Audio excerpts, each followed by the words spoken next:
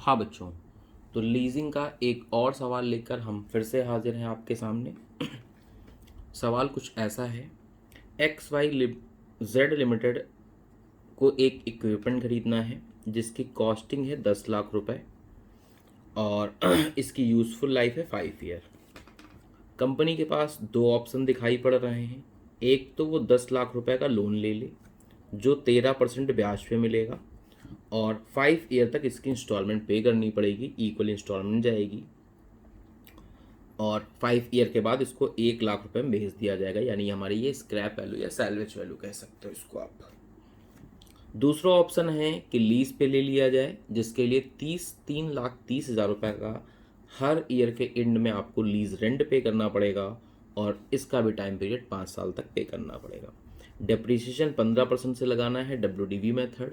Income tax का rate है 35%, discount rate है 12% के हिसाब से। कैपिटल गेन टैक्स को इस सवाल में हमें इग्नोर करना है, कैपिटल गेन नहीं निकालना है।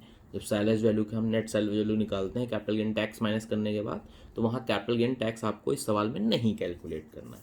तो लेट्स सी, जैसे कि जानते हो कि दो ही ऑप्शन होते हैं, तो सबसे पहले हमने कंप्यूट कर लिया है computation of present value of cash outflow under lease option. इसका फॉर्मूला तो आप जानते ही होंगे, lease rent net of tax कर लो 1 - T into PVAF discounting factor वाले रेट से। डिस्काउंटिंग फैक्टर 12% है तो 12% इंटू 1 से 5 साल तक का सम कर लेंगे हम लोग।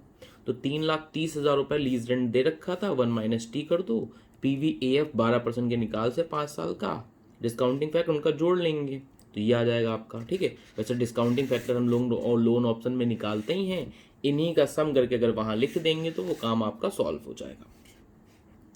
ठीक है, तो इस तरीके से present value of cash outflow हमारा निकल गया। इसके बाद हम लोग निकालते हैं present value of cash outflow under loan option, जिसका फॉर्मेट हम लोग पिछले सवाल में देख ही चुके हैं। ईयर लिखते हैं, प्रिंसिपल लिखते हैं, इंटरेस्ट 1 - T लिखते हैं। ये दोनों हमारे कैश आउटफ्लो होते हैं, ये दोनों इनफ्लो होते हैं। नेट कर देंगे, डिस्काउंटिंग फैक्टर से मल्टीप्लाई कर देंगे, हमारा ये आ जाएगा। अब ये सब बनाने के लिए इसको एक बार फिर से अभी बोलेंगे, हम आपके सामने बताएंगे। पहले इनके वर्किंग नोट दिखा देते हैं कि क्या क्या ज़रूरत है इसको बनाने के लिए। तो सबसे पहली बात तो हमको एनुअल इंस्टॉलमेंट नहीं पता है, तो हमने वर्किंग नोट 1 में एनुअल इंस्टॉलमेंट निकाल लिया। फॉर्मूला होता है लोन डिवाइड बाई PVAF। यहाँ पे PVAF लेना होता है जिस रेट पे आपने लोन लिया है उस रेट के PVAF से। ठीक है, तो जो यहाँ पे PVAF यूज़ किया जाएगा वो अलग होगा, यहाँ पे अलग होगा, क्योंकि इससे हम इंस्टॉलमेंट निकाल रहे हैं। लोन पे जो ब्याज दिया जाएगा उसका रेट है 13%। ठीक है, तो एनुअल इंस्टॉलमेंट इस फॉर्मूले पे डाल के हमने निकाल ली। इसके बाद हमने प्रिंसिपल और इंटरेस्ट कंपोनेंट अलग अलग करने के लिए चार्ट बना लिया। 1 से लेके 5 तक हमें इंस्टॉलमेंट पे करनी है। इंस्टॉलमेंट पे इंटरेस्ट कितना होगा, प्रिंसिपल कितना होगा, आउटस्टैंडिंग प्रिंसिपल या लोन कितना है, इसके बारे में हम पिछली क्लास में डिस्कस कर चुके हैं। फिर से एक बार बता करते हैं, लोन हमने 10 लाख लगा लिया था, तो पहली बार 13% के रेट से 1,30,000 रुपये का ब्याज निकल गया।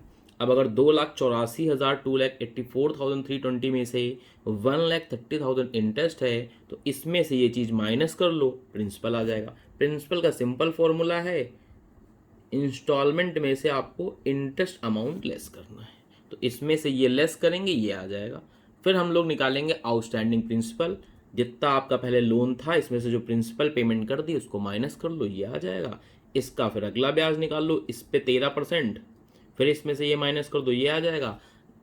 सेकेंड लास्ट ईयर में जितना भी आउटस्टैंडिंग प्रिंसिपल बचता है उसको हम लोग प्रिंसिपल में डाल के ख़त्म कर देते हैं, जिससे यहाँ नील बैलेंस आ जाए। ठीक है, लास्ट ईयर में कभी भी इंटरेस्ट कैलकुलेट नहीं किया जाता है, इन दोनों को माइनस करके बैलेंसिंग फिगर करके निकाल लिया जाता है। तो इससे मुझे 5 साल के ये प्रिंसिपल ज्ञात हो गए और ये इंटरेस्ट ज्ञात हो गया, तो ये प्रिंसिपल उठा के वहाँ लिख देंगे और इंटरेस्ट में 1 - T करने के बाद यहाँ लिखेंगे। तो प्रिंसिपल हमने कॉपी पेस्ट कर दिए उधर से और इंटरेस्ट में 1 - T से मल्टीप्लाई करने के बाद यहाँ फिगर लिखी है। फिर इसके बाद डेप्रिसिएशन निकालना है जिस पर टैक्स सेविंग होती है, तो उसका वर्किंग नोट भी हमने बना दिया है। 5 साल थे, डेप्रिसिएशन हमें WDV मेथड के हिसाब से निकालना था। 15% का रेट, तो 10 लाख की एसेट थी, 15% निकाले 1,50,000 रुपये आ गए। क्लोजिंग WDV निकाल ली, 10 लाख में से 1,50 घटा दो 8,50 आ जाएंगे। ठीक है, ये अभी कॉलम बाद में डिस्कस कर लेंगे, पहले ये तीनों कॉलम भर लिए जाते हैं। ठीक है, फिर 850 से 15% निकाल लिया क्लोजिंग WDV। इससे हर ईयर का डेप्रिसिएशन अलग अलग हमको मिल गया। इसको टैक्स रेट से मल्टीप्लाई कर दो जो 35% है, इनमें 0.35 से मल्टीप्लाई कर दो, इधर की वैल्यू सारी आ जाएंगी। इसी को हम लोग बोलते हैं टैक्स सेविंग ऑन डेप्रिसिएशन। वही उठा के आपको कॉपी पेस्ट कर देना है। सैल्वेज वैल्यू में जब कैपिटल गेन इग्नोर करने के लिए बोली दिया है तो वही सैल्वेज वैल्यू होगी, वही नेट सैल्वेज वैल्यू होगी, यानी 1,00,000 रुपए। इन दोनों को जोड़ना है, इन दोनों को घटाना है, ये दोनों प्लस होंगे, ये माइनस होंगे, क्योंकि ये कैश आउटफ्लो है, ये कैश आउटफ्लो है, ये कैश इनफ्लो है, ये कैश इनफ्लो है। तो इन दोनों को ऐड करना है, इन दोनों को माइनस करना है, नेट कैश आउटफ्लो आ जाएगा। डिस्काउंटिंग फैक्टर से मल्टीप्लाई कर दोगे, present value of cash outflow आ जाएगा। इस ऑप्शन में यानी लीज ऑप्शन में हमारा जो कैश आउटफ्लो आ रहा है वो 7,73,000 के अप्रॉक्स में आ रहा है, जबकि लोन वाले में ऑप्शन में 7,09,507 आ रहा है। यानी लोन ऑप्शन में हमें ये मशीनरी सस्ती पड़ रही है, ये इक्विपमेंट सस्ता पड़ रहा है, इसलिए मुझे लोन ऑप्शन चुन लेना चाहिए। तो बहुत ही सिंपल सी बात है, ठीक है। तो ये एक सिंपल सा सवाल था जिसको हमने आपको करा दिया बेटा, ठीक है।